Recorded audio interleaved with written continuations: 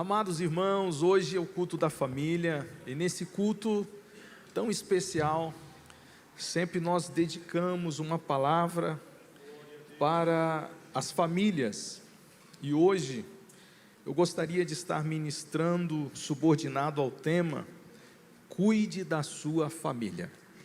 Eu quero me basear na história de Davi, no primeiro livro do profeta Samuel, no capítulo 30, primeiro livro do profeta Samuel, no capítulo 30, nós vamos ler a partir do versículo 1.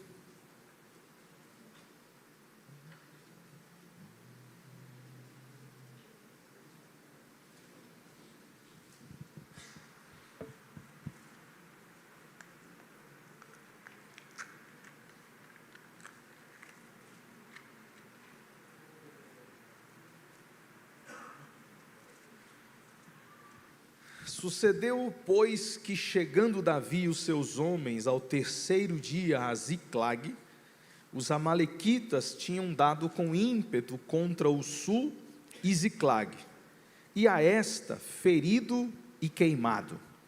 Tinham levado cativas as mulheres que lá se achavam, porém a ninguém mataram, nem pequenos e nem grandes. Tão somente os levaram consigo e foram seu caminho. Davi e os seus homens vieram à cidade, e ei-la queimada. Suas mulheres, seus filhos e suas filhas eram levados cativos. Versículo 3 de novo. Davi e os seus homens vieram à cidade, e ei-la queimada. Suas mulheres, seus filhos, suas filhas eram levados cativos. Então Davi e o povo que se achava com ele ergueram a voz e choraram até não terem mais forças para chorar. As mulheres de Davi foram levadas cativas, Ainoã, a Jezreelita, Abigail, a viúva de Nabal, o carmelita.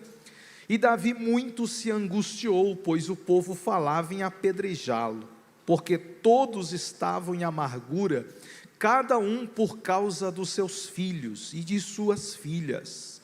Porém Davi se reanimou no Senhor, seu Deus. Versículo 18. Assim Davi salvou tudo quanto haviam tomado os amalequitas, também salvou as suas duas mulheres, não lhes faltou coisa alguma, nem pequena e nem grande, nem os filhos, nem as filhas, nem o despojo, nada do que lhes haviam tomado, tudo Davi tornou a trazer. Fale comigo, tudo Davi tornou a trazer. A família que Davi perdeu no verso 2, ele recuperou no verso 19. Então nesta noite nós temos uma lição muito preciosa. Todos nós estamos sujeitos a falhar em relação à nossa família. Porém nós temos um Deus que nos dá graça, sabedoria e estratégia para recuperar enquanto há tempo, a nossa família. Há sempre um tempo determinado por Deus para fazermos aquilo que é certo. É importante sabermos onde estamos errando, para que a partir disso a gente consiga fazer aquilo que é certo. E daí, a partir disso, fazendo o que é certo, certamente a nossa família será recuperada para a glória de Deus. Davi, ele estava morando em Ziclag, junto com 600 soldados. Esses 600 soldados certamente tinham família. Junto com a família de Davi, nós tínhamos um número considerável de pessoas morando residindo nessa cidade. Essa cidade de Ziclag, uma cidade que outrora foi uma cidade pertencente aos territórios de Judá, agora era uma cidade que pertencia ao domínio filisteu.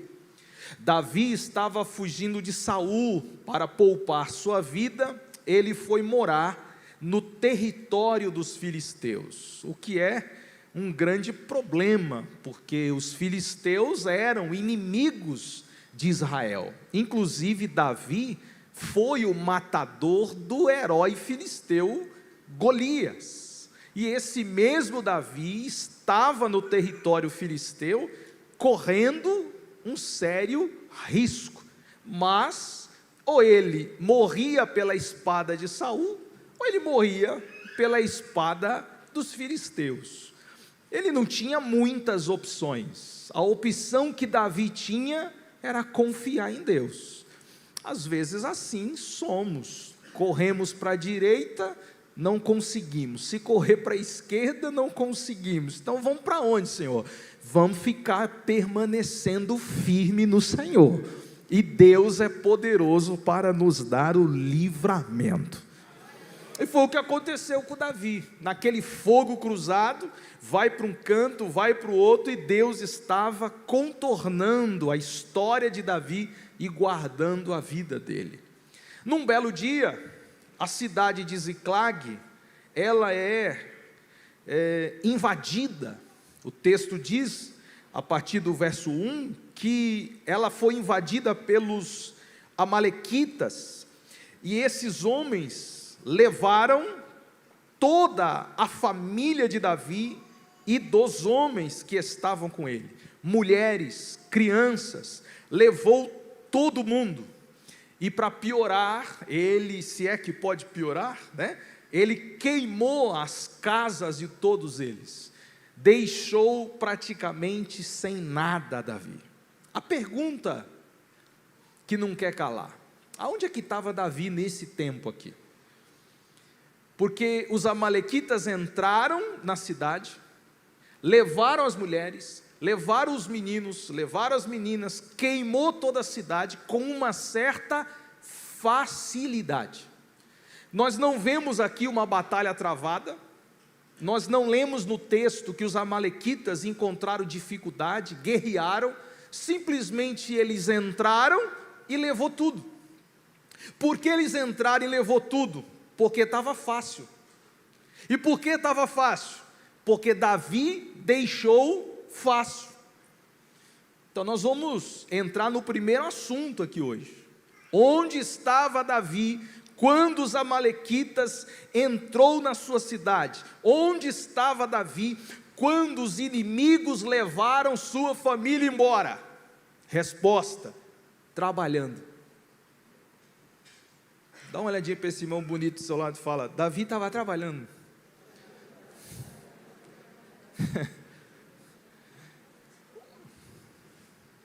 Vamos falar um pouco desse assunto? Irmão, trabalho, deixa eu adiantar, é uma bênção. Trabalhar é uma bênção. Tem gente que acha que trabalhar é maldição, né? Não, não é não, irmão. É uma bênção. Não, pastor, aqui trabalho é o fruto do pecado, pastor. Adão pecou, por isso foi trabalhar. Então o trabalho é maldição. Não, irmão, trabalho dignifica o homem. Trabalho é uma bênção. Eu não estou aqui para falar mal do trabalho e nem contra o trabalho. Eu estou aqui para pontuar algumas coisas que Davi estava fazendo. Onde ele estava quando o inimigo entrou? Onde ele estava quando o inimigo levou vantagem sobre sua casa? Onde ele estava quando o inimigo queimou suas casas, levou seus filhos com facilidade? Onde? Longe de casa, trabalhando para os filisteus. Vocês perceberam na leitura do texto, no verso 1, que quando Ziclag foi invadida, Davi chegou. Põe no verso 1, está aí já na tela. Esses meninos da mídia é show de bola. Olha lá, ó. Sucedeu que, chegando Davi e seus homens ao terceiro dia. Preste atenção. Os amalequitas já tinham roubado os filhos, levado a família de Davi embora. Davi chegou na cidade 3 dias depois.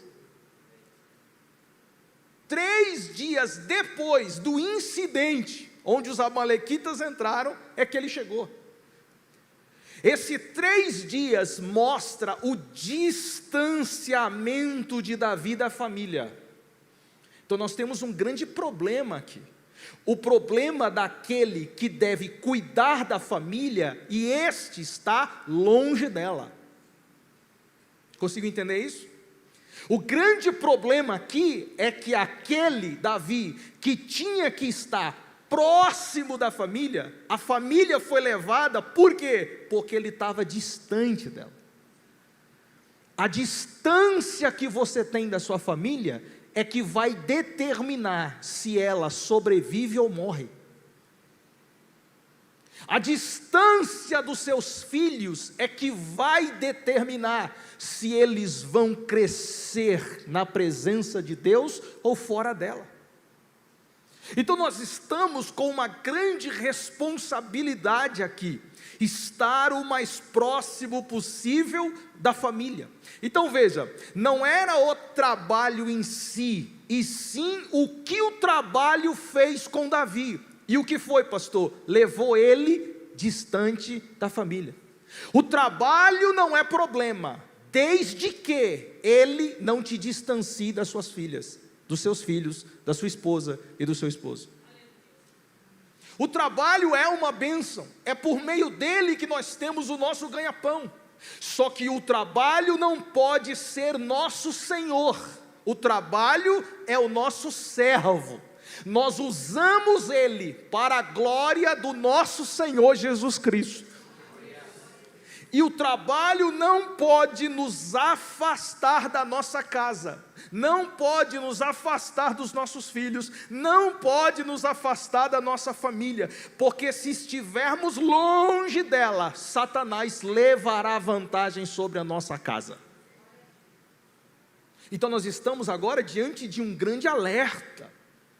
Por que Davi estava tão distante? Porque Davi se envolveu demais com aquele trabalho. E quando a gente se envolve demais com uma coisa, principalmente homem, né? Principalmente homem. Quando a gente se envolve demais com uma coisa, o que acontece com as outras? A gente se esquece e se distancia. A gente corre para um lado e foca naquilo. E o que está acontecendo aqui atrás? Não sei, eu estou focado aqui, minha atenção está aqui, meu negócio é trabalhar.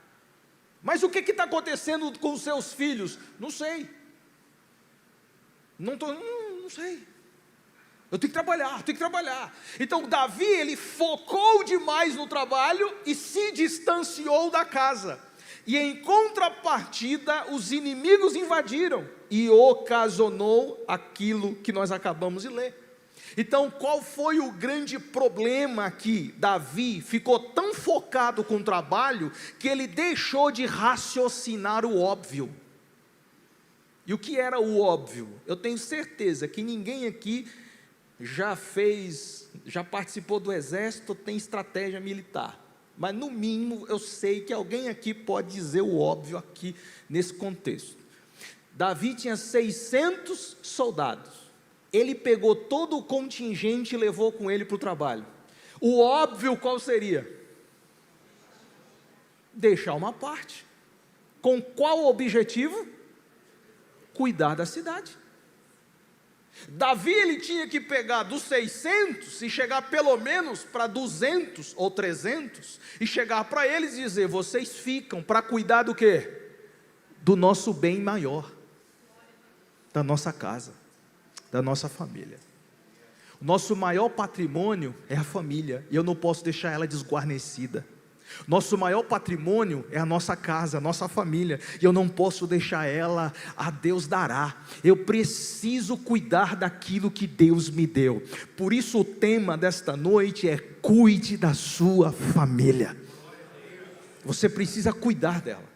Você precisa ter um olhar mais atento para ela. Você precisa olhar com ela com mais zelo, com mais carinho. Não é deixar de fazer as coisas, é fazer as coisas, mas sem tirar o foco no que é primordial, sem tirar os olhos naquilo que é essencial. Seu trabalho não é prioridade, sua família é prioridade. O trabalho é uma bênção e você se usa dele para ganhar dinheiro, mas o dinheiro não é a tua prioridade. Seus filhos são sua prioridade, sua casa é a prioridade.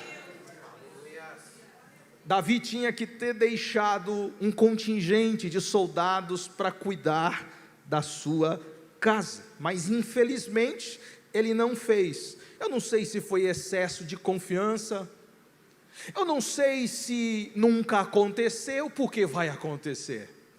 Afinal de contas, nunca aconteceu isso comigo, então por que vai acontecer agora?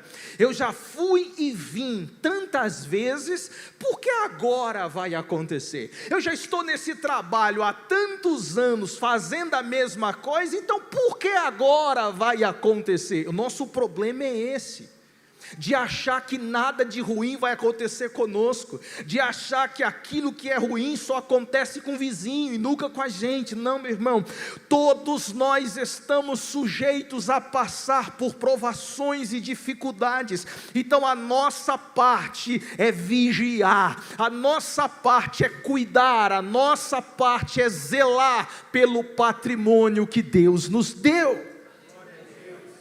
Ele deveria ter feito, mas infelizmente não fez. Resultado, os soldados amalequitas invadiram com facilidade, entraram e levaram absolutamente tudo. Então, no nosso desafio de cuidar da família, a gente precisa estar mais perto dela, trabalhando sim, porém perto da casa, trabalhando sim, mas sem descuidar da família, trabalhando sim, mas sem tirar os olhos do nosso maior patrimônio, a nossa família. Muitas vezes, por falta de cuidado, nós permitimos que a nossa família seja invadida e destruída. E às vezes essa destruição, ela é processual, ela não acontece do dia para a noite, ela leva um certo tempo. Muitas pessoas estão perdendo suas famílias devagar. Por quê? Porque tem estado distante dela e não tem dado o cuidado essencial e devido para casa. E por falta de cuidado aplicado à nossa casa, muitas coisas acontecem às vezes debaixo do nosso nariz e não enxergamos. Existe uma passagem bíblica que é muito interessante quando o assunto é ter cuidado. Eliseu, ele chegou diante da família profética. Era um ambiente onde ele dava aula. Eliseu era considerado o pai dos profetas. Ele entra naquele ambiente e ele já ouve algumas reclamações como: Eliseu, o tempo está ruim, estamos precários e estamos com fome. Eliseu também, não tendo muito recurso financeiro, ele decide estrategicamente promover naquele ambiente uma espécie de jantar, mas o jantar não era nada requintado, era uma sopa básica, a sopa que era suficiente e necessário para aquele tempo. Agora Eliseu diz: vocês vão, caçem alguma coisa e traga para colocar na panela, e a partir disso vamos fazer um cozido e servir à mesa. E assim foi. Os discípulos de Eliseu foram e saíram às compras e pegaram alguma coisa para servir ao jantar. Só que infelizmente nós temos um filho descuidado, um filho sem juízo, sem noção. E ele, quando foi procurar algum tipo de folha, algum tipo de condimento para jogar na sopa, ele, sem saber, ele trouxe para a panela coloquíntida. coloquíntida era uma semente venenosa. Essa semente venenosa, por descuido daquele menino, ele pega com a maior das intenções, ou a melhor delas, e joga na panela. E o infeliz, nem para perguntar: ô pai, eu trouxe isso aqui, serve ou não serve? Eliseu, quando olhasse, certamente ele dizia: você está maluco, rapaz, isso é veneno, joga isso no lixo. Mas ele, não perguntando ao pai, ele trouxe para a panela da família um grande problema. E qual foi o problema? Envenenou a sopa. E as pessoas começaram a comer, até que alguém gritou: tem morte na panela, tem veneno na panela. Imagina os que já estavam no segundo prato, né, irmão? Porque tem desses, hein? Tem gente que não pegou nem o primeiro, já está no segundo. Tem, eu sei que tem. Não vou revelar aqui não, mas tem. Tem. Só vi gente colocar o dedo na goela. Agora molhou, acabou para todo mundo. Tem morte na panela. Eu só sei que Eliseu, com aquela calma de pai, a calma de mãe, que é a calma que tem que nortear o nosso coração, que é a tranquilidade que o Espírito Santo nos dá para resolver conflitos difíceis. Aqui nós estamos num grande impasse. Como é que nós temos reagido à morte que se instaura em nossa família? Como nós temos reagido aos problemas diversos que se instauram no seio da nossa casa? Será que o desespero tem tomado conta do nosso coração e a gente tem ido para cima, resolver na força do braço? Ou será que com calma de espírito a gente tem buscado uma orientação do alto? Porque Eliseu, ele recebeu uma orientação de Deus, uma revelação de Deus. Eu só posso dizer que foi revelação porque um homem sã consciência não faria o que ele fez. O que Eliseu fez prova que Deus estava ali conduzindo as coisas. E deixa eu te falar uma coisa: eu não sei o que se instaurou na sua casa, eu não sei o que se instaurou na sua família, mas o Deus de Eliseu está aqui nessa noite, te dando estratégias.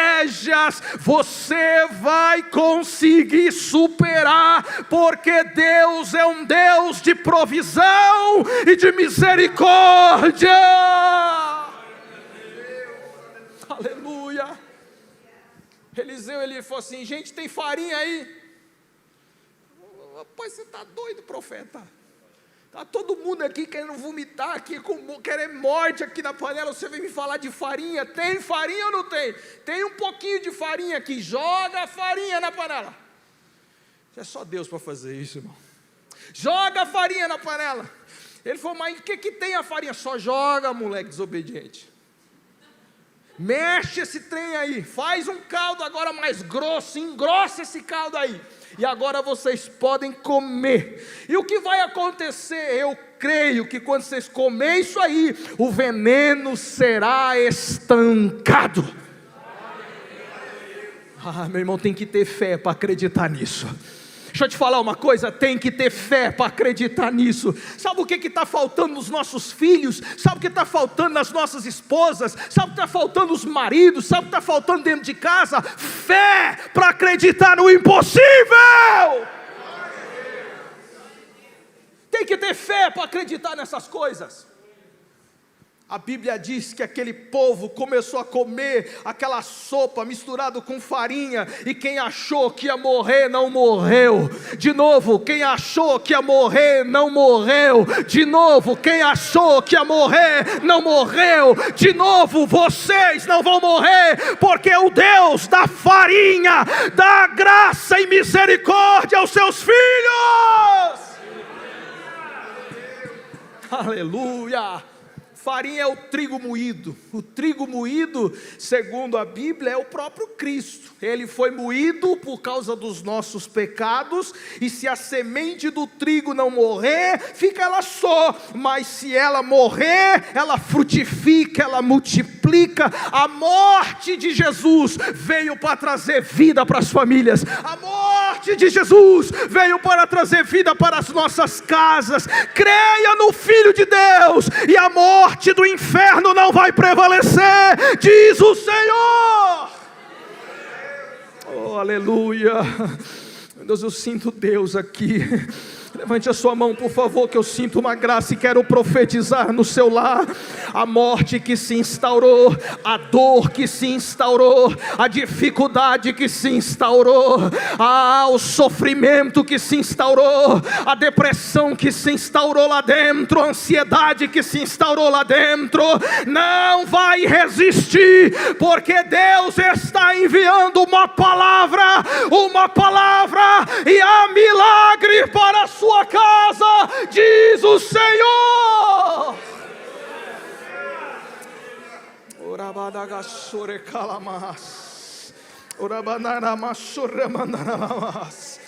Aleluia, louvado seja o nome do Senhor, bendito seja o nome de Jesus. Que a fé de Eliseu possa gerar em nossos corações o cuidado com a nossa casa. Cuidar da família é ter fé o suficiente para que Deus faça o impossível. Cuidar da nossa família não é resolver tudo, não é isso. Cuidar da família é crer num Deus que resolve tudo por nós, é saber que Ele pode fazer bem mais do que pedimos e bem mais do que pensamos. Mas o que aconteceu com Davi? A família foi levada.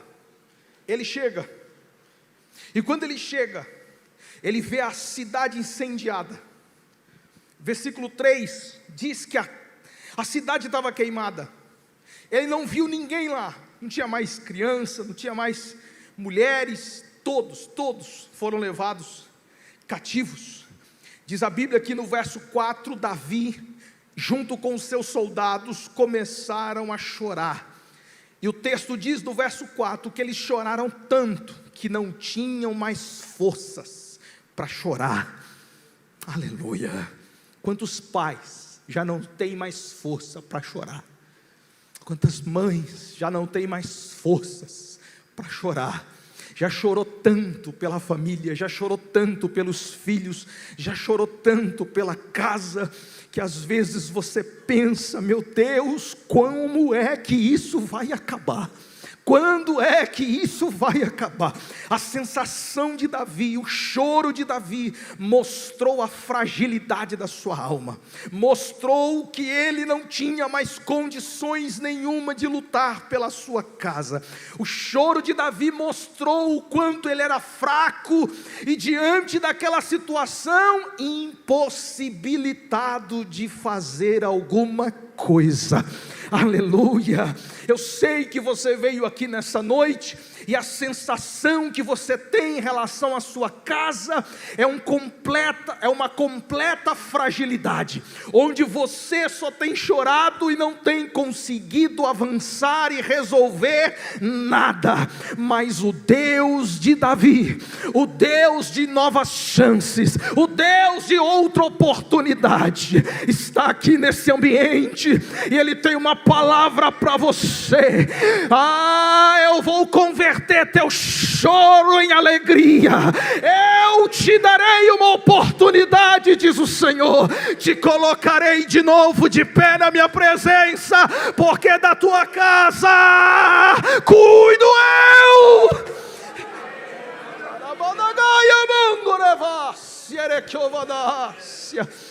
Oh meu Deus, Davi chora, Davi pranteia, perde as forças. E agora Davi, não sabendo mais o que fazer, não tinha mais condições nem estratégias o que fazer. Cursos não bastava. entendimento e palestras. Espera aí, deixa eu lembrar de um sermão que o pastor pregou. Não, não adianta. Deixa eu lembrar de uma palestra que eu já fui. Não, também não vai adiantar. Deixa eu lembrar de alguma mensagem que já comunicaram ao meu coração para eu resolver isso aqui. Também não vai adiantar. Não é que o problema está na palestra, não é que o problema está na palavra, é que agora é uma circunstância nova, e você perdeu o controle de toda essa situação. O que eu faço nessa hora? Eu vou te dizer: não se desespere, e nem se entregue, porque Deus está no controle de tudo. Ele está no controle. A Bíblia diz que Davi não se desesperou, chorou, perdeu as forças, se angustiou, mas de repente, o texto fala, no verso de número 6, ele angustiado, porque para piorar a situação, os amigos, que era para estar do lado dele, confortando ele, dizendo para ele: calma, Davi, nós também estamos na mesma situação que tu, Deus vai nos ajudar nisso, nós vamos vencer isso juntos, nós vamos recuperar nossa casa. Não foi as palavras que Davi ouviu. A Bíblia diz que aquele povo falava de apedrejá-lo. Davi estava sozinho, presta atenção, cercado por um monte de gente, mas sozinho, tendo um monte de amigos, mas sozinho. O povo fala em apedrejá-lo. Agora a angústia aumenta, entra uma amargura no coração.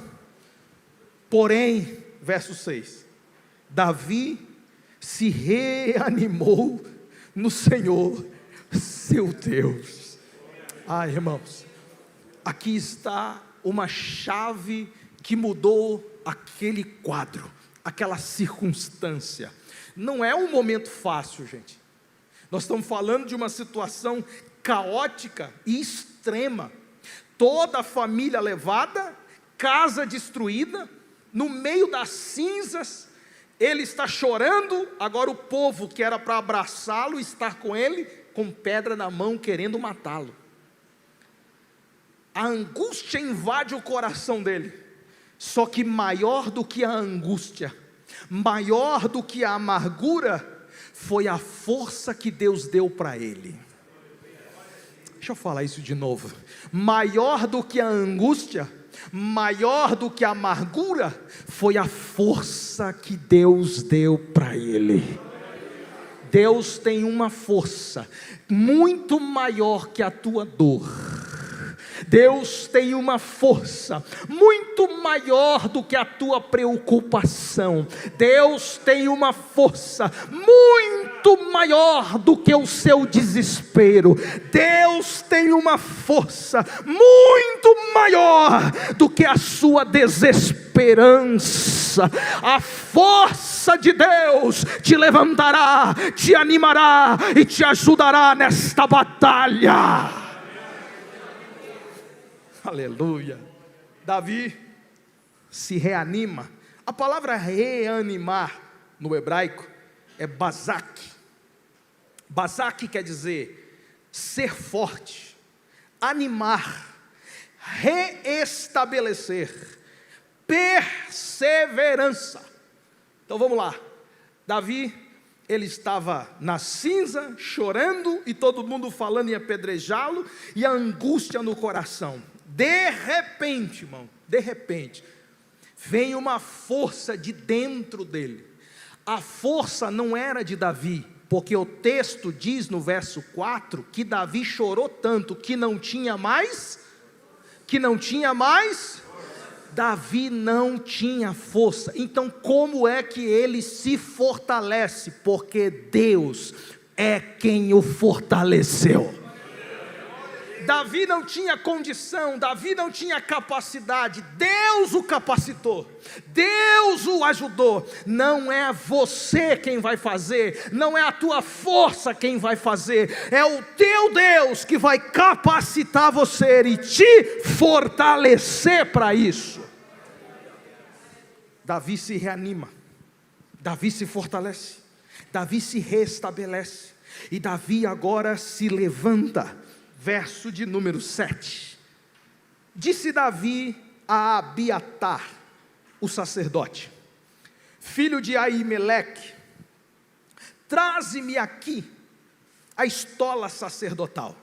E Abiatar a trouxe a Davi. Agora olha o verso 8, então consultou Davi ao Senhor. Meu Deus do céu, nós estamos falando de um pai desesperado, estamos falando de um pai que não sabia o que fazer, estamos falando de um pai que não tinha mais forças, de um pai que estava angustiado, e agora, de repente, uma força de Deus invade o seu coração. Esse Davi se levanta, não com a sua, mas com a força de Deus. Ele manda chamar o sacerdote vem até ele, trazendo a estola. A estola era uma espécie de roupa. Essa roupa tinha uma funcionalidade. Ela tinha 2 pedras. Com essas 2 pedras se consultava a Deus, chamada de Urim e Tumim. Essas 2 pedras, acreditava-se que trazia a revelação de Deus para o povo. Lembrando que a revelação de Deus para o povo naquela época é diferente da revelação dele para nós hoje. Agora, esse sacerdote traz a roupa, e o texto no verso 8 diz que Davi consultou a Deus. Se fôssemos contextualizar, verso 8 está escrito assim: então Davi orou. Ele orou, aleluia. Espera aí, gente, um homem que não tinha força, um homem que sabia chorar, um homem que não sabia o que fazer, um homem que estava em amargura, de repente ele ganha força e agora começa a orar. Preste atenção, ele não ia orar se Deus não o fortalecesse.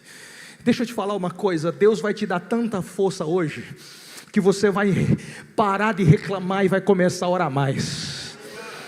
Vou falar de novo, Deus vai te dar tanta força hoje, que você vai sair desta igreja com outro espírito. Você vai se levantar na sua casa, e não mais para brigar com seus filhos e com seu marido. Você vai se levantar para orar lá dentro. Eu já vejo mulheres com mãos levantadas dentro de casa orando. Eu já vejo homens com as mãos dentro de casa levantadas orando. Eu já vejo jovens com as mãos levantadas dentro de casa orando. Satanás vai correr, porque um exército de oração está se levantando dentro das casas. Você está comigo nessa, crente? Você está entendendo esta palavra, irmã? Você está entendendo esta palavra, varão? É contigo que Deus está falando. Levante-se em oração, porque a vitória vem por intermédio da oração. Meu Deus do céu. Sim, Jesus. Jesus mandou falar: levante de madrugada com o teu marido e faça uma campanha de oração. Quem tem ouvidos ouça o que o Espírito diz à igreja.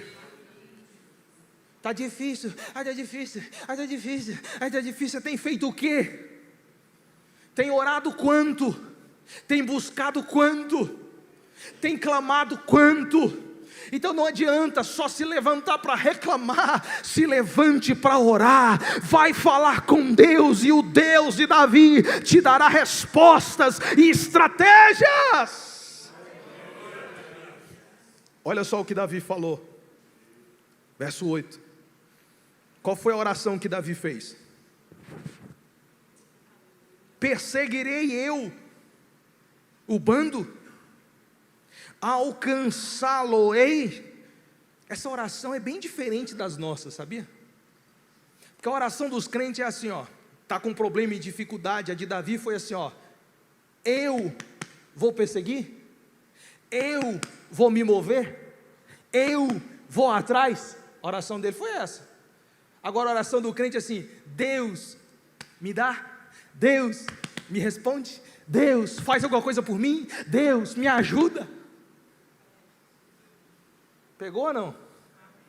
A nossa oração é sempre de Deus para nós e nunca de nós para Deus. A nossa oração é sempre dele para mim e nunca eu me movendo para fazer nada. Davi não fez a nossa oração dizendo: Senhor, minha família que eu tanto amo, me dá ela de volta, Senhor.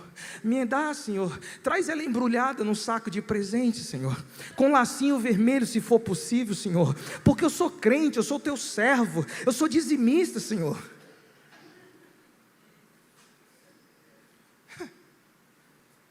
Eu posso ir, Senhor. Eu vou me levantar. Eu vou atrás da casa, eu vou atrás dos meus filhos, eu vou recuperar eles. Fala comigo, Senhor. Se eu me mover agora e correr atrás dos meus filhos, só lembrar vocês, só para lembrar aqui rapidinho um dado importante. Quantos dias de diferença de Davi para os amalequitas do episódio tinha mesmo? Esses crentes é bom de Bíblia, meu pai do céu. Eu amo esse crente da água da vida. 3 dias de distância, gente. Esse homem está 3 dias atrás. Guarda essa aqui, hein? Esse homem está 3 dias atrás em relação aos inimigos. 3 dias antes ele está dizendo: Senhor, se eu me levantar agora, eu consigo chegar? Se eu me levantar agora, eu consigo tirar essa diferença? Se eu sair daqui agora, eu consigo chegar lá? Olha, irmão, 3 dias antes, Davi está pensando 3 dias depois, eu vou chegar lá. Sabe qual foi a resposta de Deus? Sabe qual foi a resposta de Deus? Quer saber ou não? Olha a resposta de Deus: persegue, porque tudo, ou de fato, alcançará, e tudo você vai libertar. Qual foi a resposta de Deus? Não é eu que vou te dar, é você que vai se levantar e vai brigar. Não é eu que vou trazer para você, é você que vai se mover até ela, porém eu vou estar lá e vou ajudar você nessa batalha. Meu Deus! Às vezes a gente quer que Deus traga tudo para nós, e Deus está falando com alguém aqui: se mova! Se levante e vai, porque o nosso Deus vai ajudar você nessa batalha. Posso ir? Pode. Mas tem 3 dias, Senhor. Não, você não está entendendo. Vai que eu vou encurtar. Eu não vou falar, não vou. Deus vai encurtar a distância. Deus vai tirar o atraso. A vantagem que o diabo, meu Deus, a vantagem que o diabo tem, Deus vai diminuir tanto que ela vai acabar, e você vai passar na frente. É só para quem tem fé, irmão. É só para quem tem fé. 3 dias atrás, Deus está dizendo: pode ir, que eu vou encurtar a distância e eu vou fazer as coisas acontecer. Deus falou assim, mais ou menos para Davi: pode ir, que o resto eu resolvo. E foi o que aconteceu. Davi se levantou. Verso de número 9. Partiu Davi. Eita glória! Olha aí, ó. Já entendeu o mistério ali, hein? 9. Partiu Davi, e com ele seus... Quantos homens, irmãos? 600. Espera aí, esses 600 homens...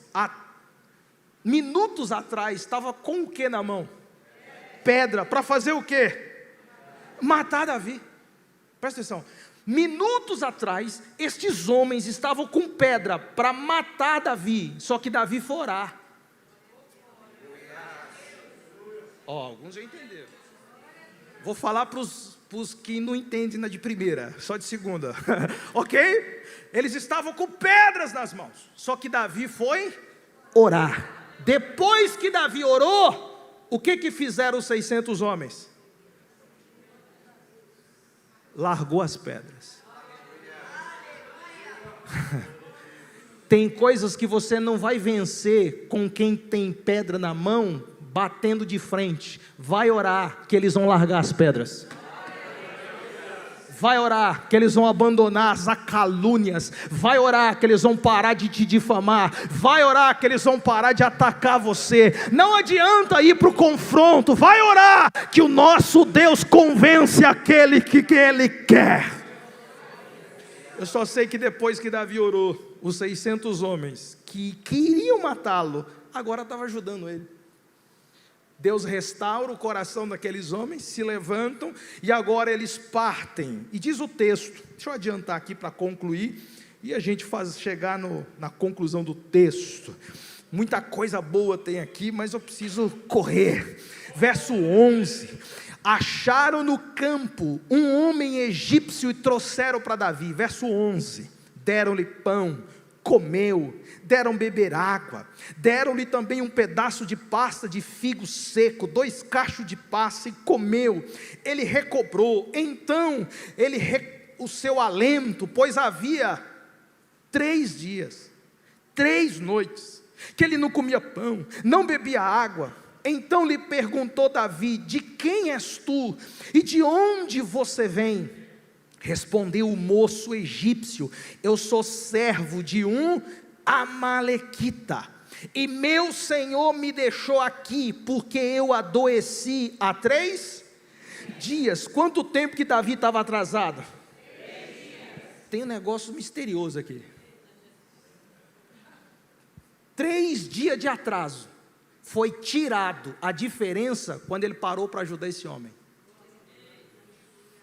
Isso aqui tem que ter. 3 dias de atraso de Davi para os amalequitas acabou quando ele parou para ajudar esse homem.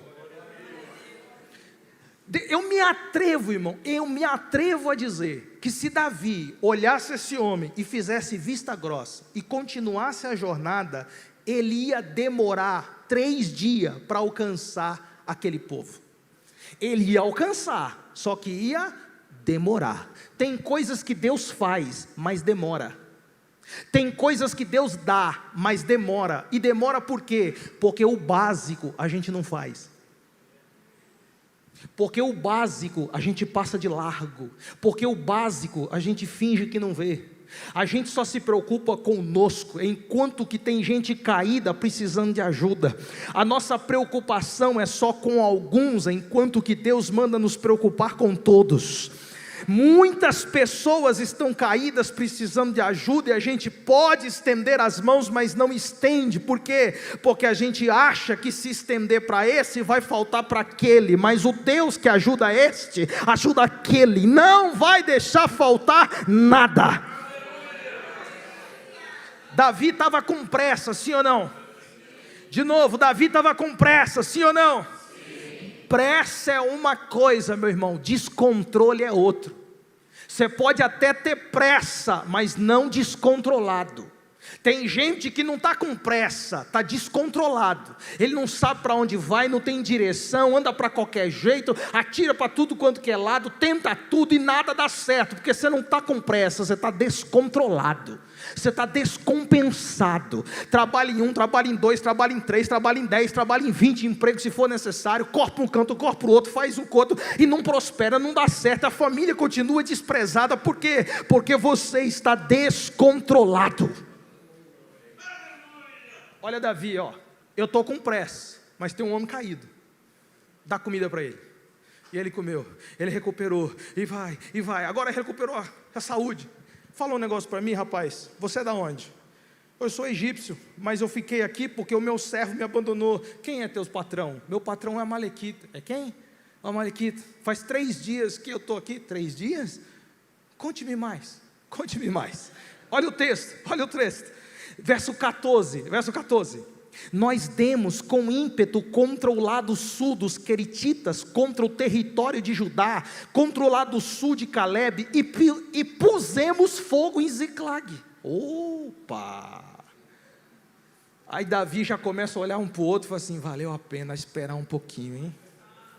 Valeu a pena. Você colocou fogo aonde? Em Ziclag. Conte-me mais. Disse-lhe Davi, verso 15: você poderia me guiar até eles? Você poderia me guiar até eles? Respondeu-lhe: jura-me por Deus que não vai me matar, e nem me entregar na mão do meu senhor, e eu vou descer e te guiar a esse bando. Verso 16: e descendo o guiou. Presta atenção, Davi estava indo, Davi tinha uma palavra, Davi tinha uma vontade de Deus: vai que eu vou te ajudar. Só que Davi não sabia exatamente o lugar. Então o que Deus fez? Preparou um homem para guiá-lo. Porque tem gente que acha que Deus vai mandar anjo do céu para fazer o que os homens podem fazer. Deus não precisa mandar anjo para fazer o que Ele determinou aos homens fazerem. Tem coisas que Deus vai te dar, não por meio de anjo, mas por meio de pessoas. Por isso que conexões são importantes, por isso que amizades são importantes. Deus pode usar uma pessoa caída para ajudar você a chegar em lugares que você ainda nunca chegou. Você pode me guiar? Posso. Aquele homem foi o mecanismo de Deus, o escape de Deus para abreviar o tempo que Davi tinha perdido. Os 3 dias que Davi estava atrás foram diferentes e agora reduzidos através deste homem. Esse homem leva até Davi. Diz o texto que Davi, verso 17, feriu-os Davi desde o crepúsculo vespertino até a tarde do dia seguinte, e nenhum deles, aleluia, escapou, senão só 400 moços que montado em camelo fugiram. Verso 18, assim Davi salvou tudo quanto haviam tomado os amalequitas, também salvou suas mulheres. 19, não lhes faltou coisa alguma, nem pequena, nem grande, nem filho e nem filha, nem despojo, e nada do que lhes havia tomado, tudo Davi tornou a trazer. Aleluia! Davi recuperou sua família. Diga comigo: Davi recuperou sua família. Deus vai te dar tudo o que for necessário para o diabo não tomar.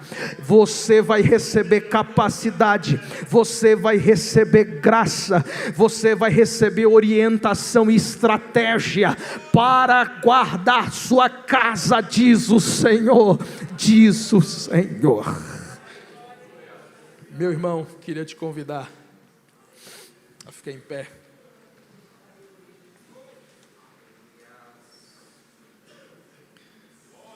É nosso dever